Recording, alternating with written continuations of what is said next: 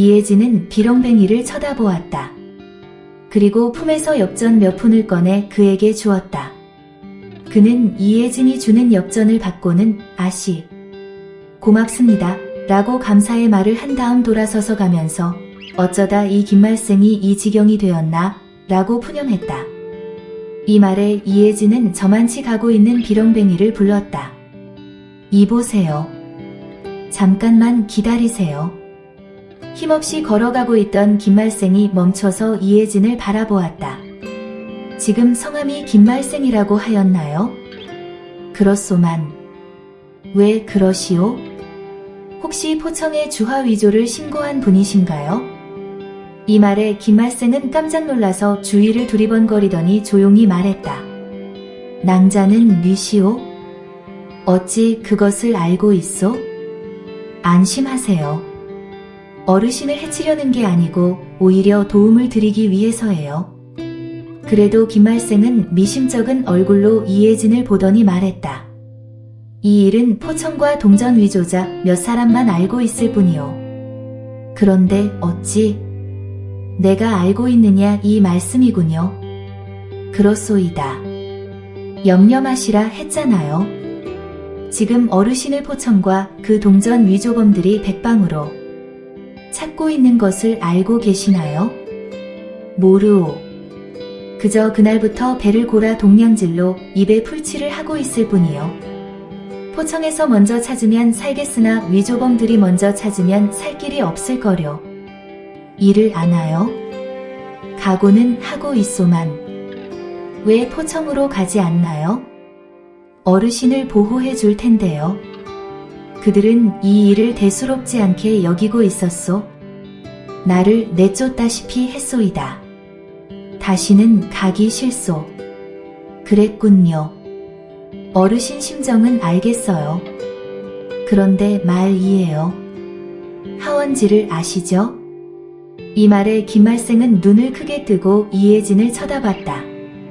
알다마다요. 동료였소. 그런데 그가 살아있소? 내가 보호하고 있어요. 이제 나를 믿으시겠죠? 하원지를 보호하고 있다는 말에 감말생은 이혜진에 대한 경계를 풀었는지 말투가 온순하고 부드럽게 변했다. 화약 폭발로 살아남은 사람이 없다고 들었어요. 그런데 원진은 어떻게 살아있는 겁니까? 이 말에 대답을 하지 않고 이혜진은 그를 데리고 근처 주막으로 들어가 술과 안주를 시켰다. 술이 나오자 그는 이게 얼마만에 맛보는 술인가 하는 얼굴로 한 사발을 쭉 들이켰다. 그리고 손으로 입을 쓱 닦았다. 다시 사발 가득 술을 철철 넘치도록 채우고 마시는 그에게 이혜진이 말했다. 내가 폭발 현장 지하에서 그를 구했어요. 천운으로 살아 있었지요. 어르신은 거기서 무슨 일을 하셨고 어떻게 빠져나올 수 있었나요? 또 한 사발의 술을 벌컥벌컥 들이킨 그가 천천히 사발을 내려놓으며 말했다. 나는 주전장 바로 밑에 주전장인으로 주전로 담당이었어요. 주전로 일은 온도가 생명이지요. 장작불이 좀 부족하다 싶어 나는 그날 장작을 가지러 창고로 갔지요. 그때 군관, 무사라고 하는 자들이 그들보다 지위가 높은 사람이 찾아왔는지 황급히 대문 밖으로 나간 사이 창고 뒷담을 넘어 탈출했지요. 감독하는 자들의 신상에 대해 아는 바가 있나요? 원지같이 이를 보조하는 자에 비해 주전장이나 주전장인은 그들과 접촉하는 일이 잦았어요. 주전에서 중요한 일을 맡고 있었기 때문이기도 했고 그들이 보급하는 굴이나 납, 아연 등의 품질 조사도 우리가 도맡아 했기 때문이었죠. 따라서 그들이 하는 말을 듣게 되는 경우가 많았어요. 대개가 쓸모없는 잡담들이었는데 그 중에는 부장이나 대감마님의 호칭이 많이 나왔지요. 그 이상은 그들이 신원에 대해선 알지 못합니다. 대감이라면 정의품 이상의 현직자나 산직자를 일컫는데 그 범위가 너무 넓네. 이혜진은 이렇게 생각하며 김말생에게 말했다. 어르신, 말씀 잘 들었어요. 이렇게 한양을 배회하다가는 언젠가는 저들의 눈에 띄기 십상이에요. 나와 같이 하원지가 있는 곳으로 가지 않을래요? 거기서 기거하고 있다가 좀 잠잠해지면 나오도록 해요. 김말생은 이혜진의 말에 따르기로 했다. 도성 내 하원지가 머무는 곳으로 김말생을 데려다준 이혜진은 밤이 늦어 내일 아침에 전하를 아련하기로 하고 거처인 요화당으로 향했다. 다음 날 사시 편전. 임금이 입을 열었다. 의명. 멀리 아산까지 갔다 오느라 고생이 많았어. 한데 아산현감이 보내온 장계에 의하면 이번 운무관 사건은 운무관 내부 갈등으로 인하여 제자 중 한 명이 일으킨 방화, 독살로 판명되었어. 아산현감은 현재 그 제자를 추포하기 위하여 그의 행방을 쫓고 있다고 하였어. 이 장계에 대해 의명은 어떻게 생각해? 전하. 장계가 그러하다면 아마도 맞겠죠? 그렇지만 전하는 아마도 대소신료들에게는 장계의 내용대로 이 사건을 종결한다고 선포하시고 수결하셨겠죠? 그렇지만 전하는 아마도 이 사건 처리에 대해 아직도 의구심을 품고 계시겠죠? 어때요? 맞지 않나요? 하며 의명이 살며시 웃었다. 의명. 어찌도 과인의 마음속을 그리도 잘 아는 게야? 진상을 알아냈으면 어서 말해보아. 이혜진은 아산으로 가는 도중 진이 고갯길에 서 있었던 일부터 시작하여 서무와 남수련에게 말해주었던 사건의 진상에 대해 임금에게 그대로 아뢰었다. 이혜진의 말을 다 듣고 난 임금의 얼굴이 하얗게 변하는가 싶더니 주먹으로 용상의 팔받침대를 치며 벌떡 일어났다. 의명이 진상을 밝혀낼 줄 알았어. 아무리 저들이 날고 뛰어도 의명의 손바닥 안에서 놀고 있었던 셈이군. 그래 하하. 임금은 호쾌하게 웃고는 이어 말했다. 방화, 살인, 독극물 주입, 누명, 검안서 허위 작성. 철저하게 각본대로 움직이질 않았나.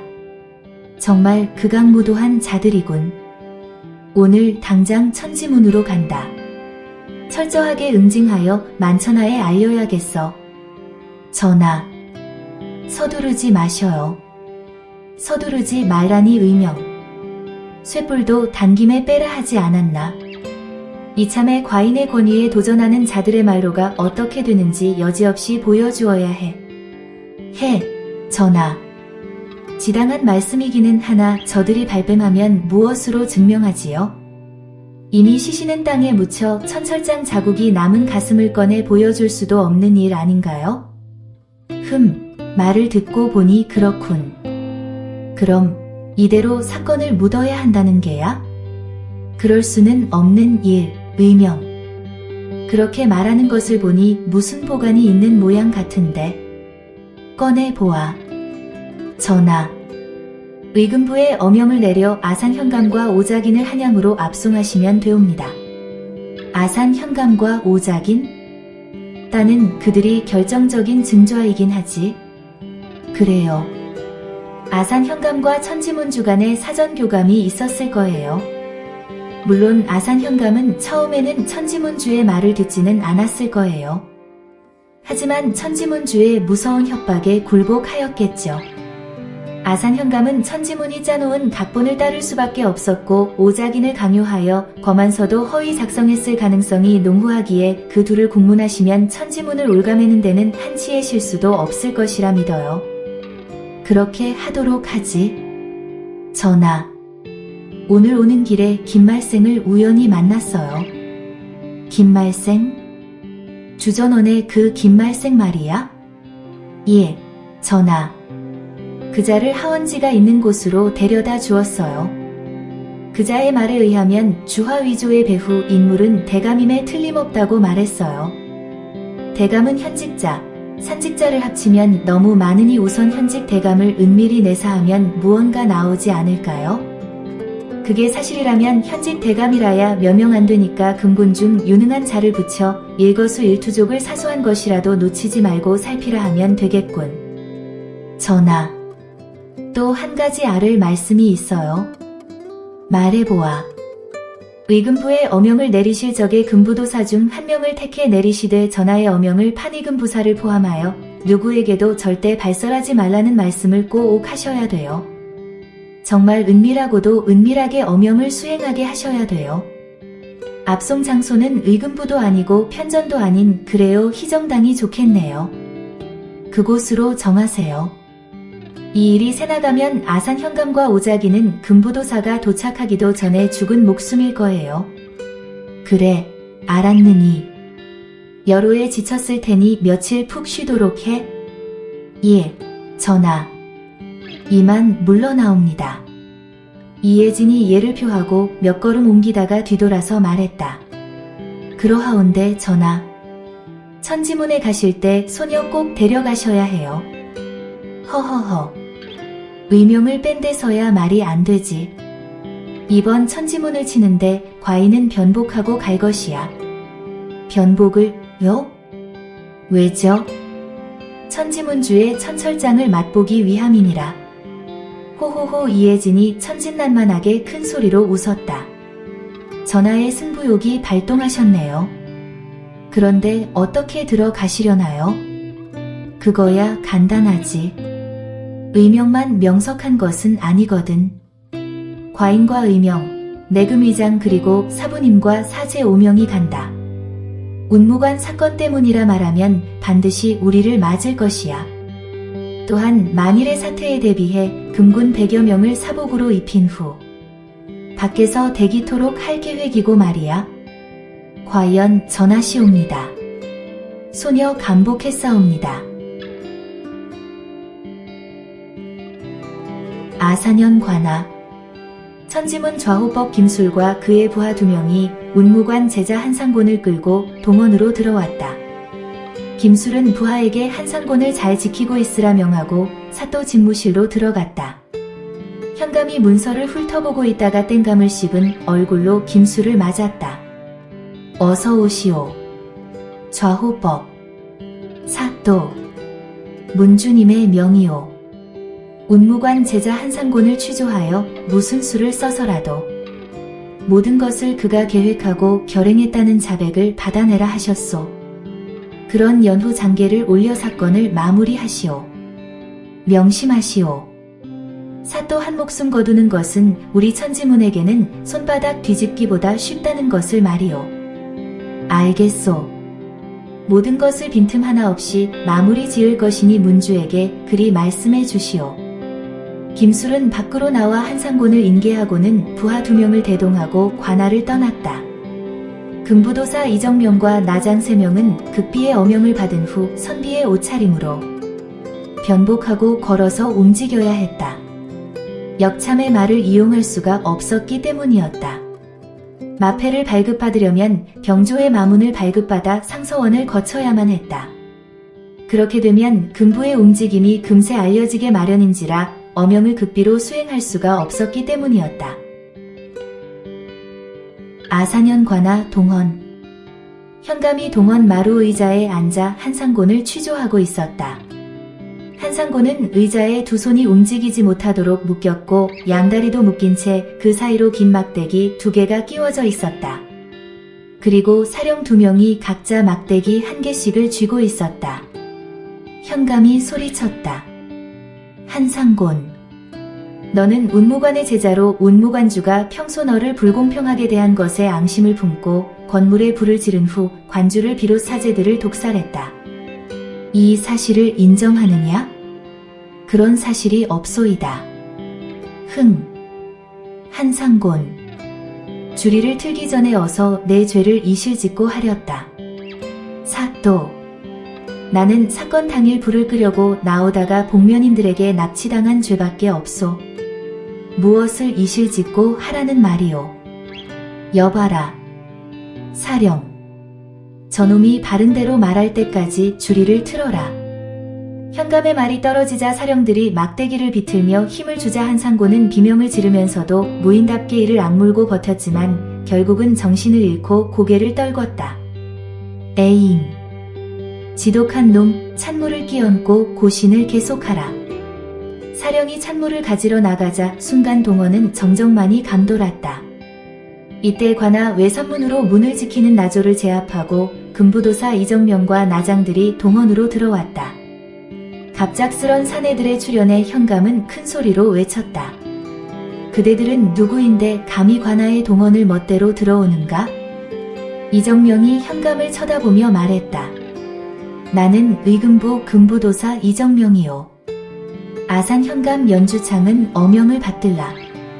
어명이라는 말에 아산 현감은 자리에서 벌떡 일어나 동원마당으로 뛰어와 엎드렸다. 아산 현감 연주창은 사임과 공모하여 허위 장계를 올린 죄, 시체검안서 허위 작성의 교사죄로 오작인 김윤근은 시체검안서 허위 작성죄로 한양으로 압송한다. 나장들은 연주창과 김윤근을 즉시 포박하라.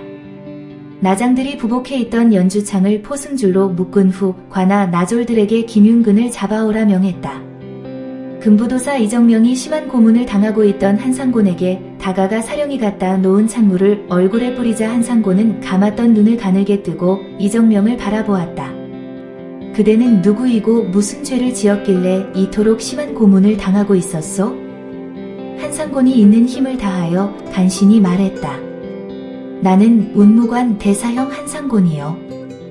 사또가 아무런 죄도 없는 나에게 방화와 독살의 죄를 인정하지 않는다 하여 고문하고 있었소이다. 이정명은 운무관 사건에 대해서는 아는 바가 별로 없었으나 운무관 대사형이라면 사건의 직접적인 목격자로서의 가치가 충분히 있었으므로 같이 한양으로 데리고 가기로 결정했다.